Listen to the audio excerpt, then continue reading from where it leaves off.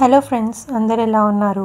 ఇవాళ మనం simple and నోరూరించే delicious kunafa ఎలా చేసుకోవాలో చూద్దాం. మీరు ఇలా ట్రై చేశారంటే బయట క్రంచీగా లోపల క్రీమీగా చాలా బాగుంటుంది. ఒకసారి తిన్నారంటే మళ్ళీ మళ్ళీ తింటారు. ముందుగా మనం ఇప్పుడు సన్నటి పొడవు ఉండే సేమ్యాలను తీసుకోవాలి.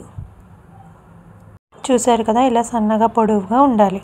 ఇప్పుడు దీన్ని మనం క్రష్ చేసుకొని తీసుకుందాం.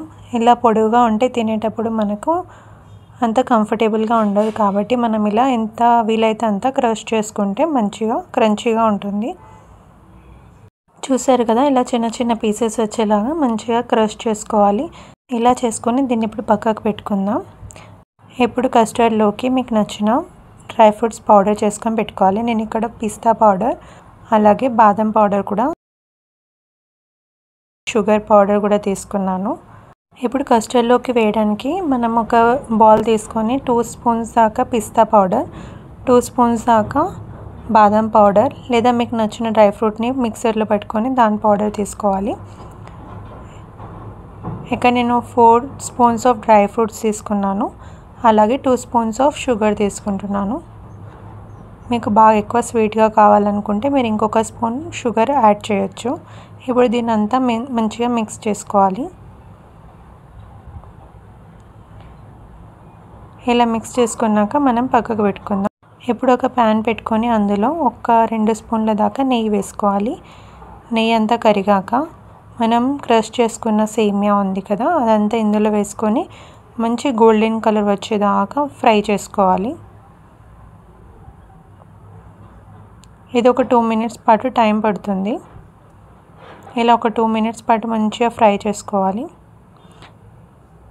ఇలా ఒక 2 మినిట్స్ అయ్యాక దీంట్లో మనం బౌల్లో కలుపుకున్న షుగర్ ఇంకా డ్రై ఫ్రూట్ పౌడర్ ఇందులో వేసేసుకోవాలి. ఇలా వేయడం వల్ల సేమియాకి షుగర్ ఇంకా డ్రై ఫ్రూట్స్ అనేది పట్టి చాలా టేస్టీగా ఉంటుంది. ఇలా ఇప్పుడు ఇది ఇంకొక 2 మినిట్స్ దాకా మంచిగా ఫ్రై చేసుకోవాలి. చూసారు కదా, సేమియా కలర్ కూడా చేంజ్ అయింది. ఇలా అయ్యాక దీన్ని మనం ఒక ప్లేట్లోకి తీసేసుకుందాం. ఇప్పుడు మనం కస్టర్డ్ ప్రిపేర్ చేసుకుందాం. నేను ఒక 1/2 లీటర్ పాలు తీసుకుంటున్నాను. 1/2 లీటర్ పాలలో ఒక 2 స్పూన్స్ దాకా కస్టర్డ్ వేసుకోవాలి. కస్టర్డ్ లేకపోతే మీరు కార్న్ఫ్లోర్ కూడా వేసుకోవచ్చు. ఇలా ఒక 2 స్పూన్స్ కస్టర్డ్ వేసుకొని, అలాగే మనం డ్రై ఫ్రూట్స్ మిక్సీ పట్టుకున్నది ఉంది కదా, అది కూడా మనం ఇందులో వేసేసుకోవాలి. ఇప్పుడు ఇదంతా ఒకసారి మంచిగా కలుపుకోవాలి. ఉండలు లేకుండా మంచిగా కలుపుకోవాలి.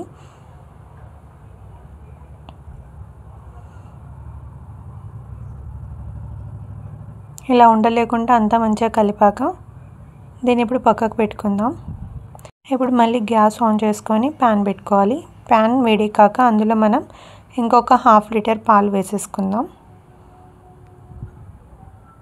పాలు ఇలా మరుగుతున్నప్పుడు మనం కలిపి పెట్టుకున్న కస్టర్డ్ మిల్క్ ఇందులో మెల్లిమెల్లిగా వేసుకొని అంతా ఒకసారి మంచిగా మిక్స్ చేసుకోవాలి. మిక్స్ చేస్తూనే ఉండాలి, లేదా ఉండలు కడుతుంది. ఇలా కాసేపటి వరకు కలుపుతూనే ఉండాలి, లేదా ఉండలు కట్టేస్తుంది. ఇప్పుడు ఇది ఒక 5 నిమిషాల పాటు మంచిగా ఉడకనివ్వాలి. మధ్య మధ్యలో కలుపుతూ ఉండాలి. ఇలా కన్సిస్టెన్సీ చేంజ్ అవుతూ ఉంటుంది. చూసారు కదా, ఇప్పుడు ఇది ఒక థిక్ కన్సిస్టెన్సీ లాగా వచ్చింది.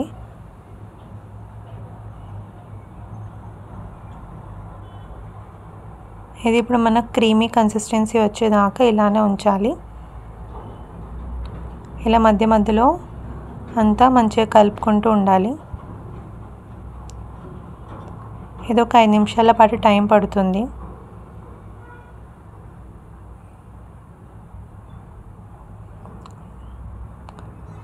చూసారు కదా, పాలు ఎంత చిక్కగా అవుతున్నాయో.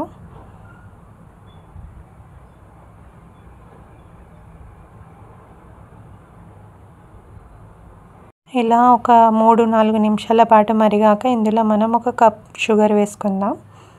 మీరు మీకు కావాల్సిన స్వీట్నెస్ ప్రకారంగా షుగర్ని అడ్జస్ట్ చేసుకోవచ్చు.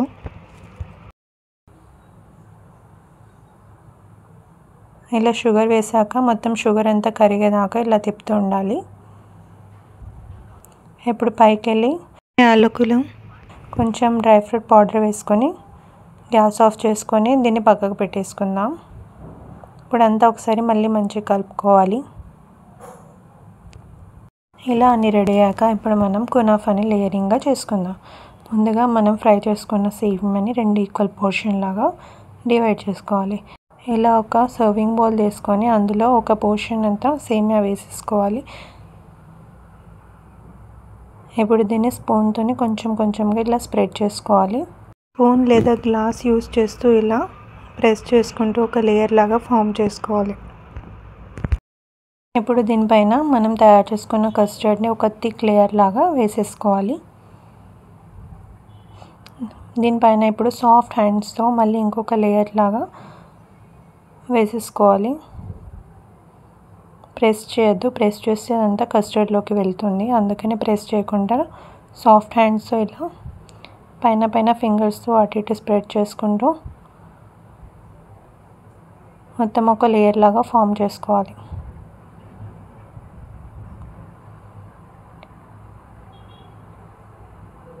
ఇలా ఫింగర్స్తో స్ప్రెడ్ చేసుకొని అటు ఇటు అనుకుంటే సరిపోతుంది. ఇప్పుడు దీన్ని మనం డ్రై ఫ్రూట్స్తో మనకు నచ్చిన విధంగా గార్నిష్ చేసుకోవచ్చు. నేను ఇలా డ్రై ఫ్రూట్స్తో ఒక రౌండ్ సర్కిల్ లాగా తీసుకొని దానిపైన పిస్తా వేసుకుంటున్నాను.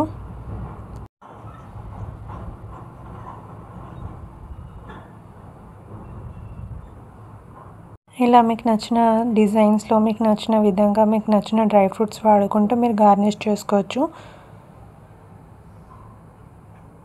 ఇప్పుడు దీన్ని మనం ఒక 1 అవర్ దాకా కూల్ కావడానికి రెఫ్రిజిరేటర్లో పెట్టుకుందాం. ఇలా ఒక 1 అవర్ అయ్యాక తీసుకొని సర్వ్ చేసుకుంటే ఎంతో tasty and delicious kunafa ready అండి. ఒక్కసారి దీన్ని టేస్ట్ చేశారంటే దీనికి ఫిదా అయిపోతారు, అంత బాగుండింది. అండ్ రొటీన్గా స్వీట్స్ చేసి బోర్ అయినప్పుడు ఇలా డిఫరెంట్గా ట్రై చేయండి. నాకు నా ఫ్యామిలీ మెంబర్స్కి పర్సనల్గా చాలా అంటే చాలా నచ్చింది. మీరు కూడా ట్రై చేయండి. ఎలా వచ్చిందో నాకు కామెంట్ సెక్షన్లో చెప్పండి. Thank you for watching.